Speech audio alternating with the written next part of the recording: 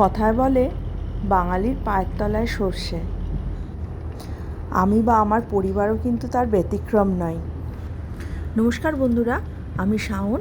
নতুন আর একটা ভিডিও নিয়ে আমি চলে এসেছি। আশা করি আপনারা সবাই খুব ভালো আছেন। আমিও ভালো আছি। ভালো তো থাকতেই হবে না? নিজেকে ভালো না রাখতে পারলে অন্যকে ভালো রাখবো কী করে বলুন, তাই না? সুতরাং নিজেকে তো সবসময় ভালো রাখতে হবে। আর নিজেকে ভালো রাখতে হলে চাই মনের আনন্দ। তা মনের আনন্দ পাওয়ার জন্য আমাদের মাঝে মাঝে একটু বেড়াতে তো যেতেই হবে, না হলে কী করে হবে, তাই না? তাহলে বলি, এটা কিন্তু আমার পুরনো ভিডিও। গত বছর আমরা মানালি গেছিলাম, সেই সময়ের ভিডিও। দিল্লিতে থাকার একটা সুবিধা হচ্ছে যে চারপাশে কিন্তু প্রচুর বেড়ানোর জায়গা। যেমন পাহাড়টা মনে হয় যেন একদম হাতের কাছে, যে কোনো সময় পাহাড় ধরা যাবে।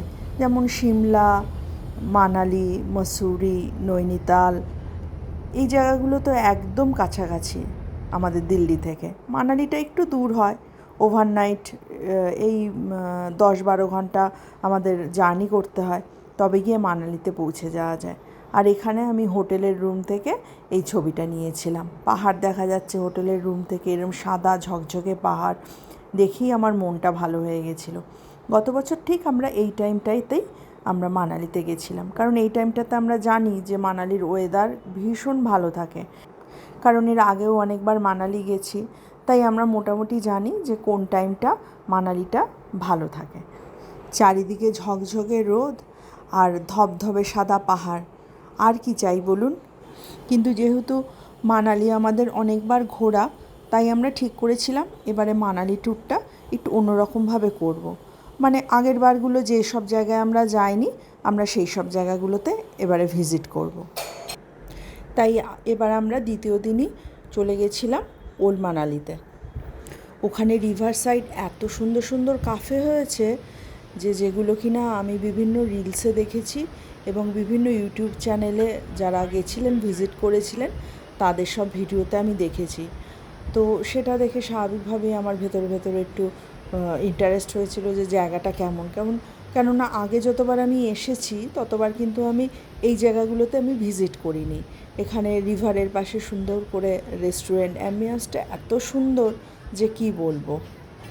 তাই আমরা নেট ঘেটে বিভিন্ন কাফেগুলো যেগুলো ওখানে আছে, রেস্টুরেন্টগুলো যেগুলো ওখানে আছে, সেগুলোর নেটে গিয়ে আমরা রিভিউ দেখলাম। কারণ ওখানে বহু ওরকম রেস্টুরেন্ট রয়েছে নদীর পাশে, তো কোনটা ভালো হয় সেটা তো আমরা জানি না।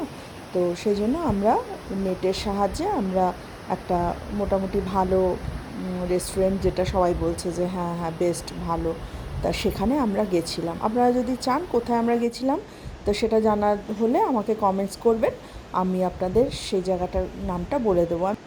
আপনারা যদি জিজ্ঞেস করেন যে এখানে খাওয়া দাওয়া কেমন বা খাবারের দামই বা কেমন, তো আমি সেক্ষেত্রে বলবো যে এখানে যাওয়াটাই একটা এক্সপিরিয়েন্স, একটা অভিজ্ঞতা। এরকম একটা সুন্দর নদীর পাশে বসে এরকম একটা অ্যাম্বিয়েন্সে বসে খাওয়া দাওয়া করা, টাইমটা স্পেন্ড করা, সেটাই কিন্তু অনেকটা, এই মুহূর্তটাই এখানে স্পেশাল। এই ভিডিওটা তাহলে আজকে এখানেই শেষ করছি। পরের ভিডিওতে আমি আবার মানালির রোহতাং পাসের গল্প নিয়ে আপনাদের সামনে আসব। ভিডিওটা কেমন লাগলো আপনারা জানাবেন, আর জায়গাটা কেমন লাগলো আপনারা অবশ্যই জানাবেন। কেমন? টাটা।